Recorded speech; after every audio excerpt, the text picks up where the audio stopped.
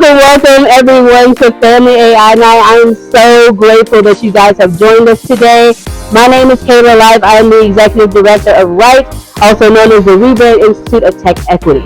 It's just as it states. We're trying to bring equity to technology to make sure people such as yourself and other communities have fair access to these things such as AI.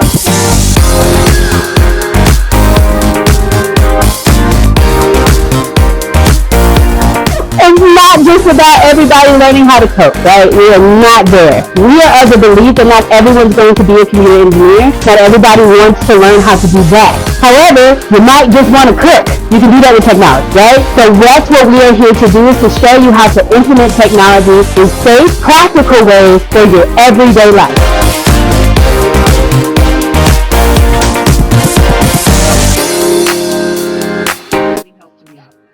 Nice. I want to make my prompts stronger. Awesome. Anybody else learn something cool today? Anybody? Yeah. Don't give it your personal information. Keep it simple. Generic. Yes, absolutely. What'd you learn today? That you don't want to pull up AI when you're doing a test on a computer. Oh, okay. Because the teacher can probably pull up full volume or your history.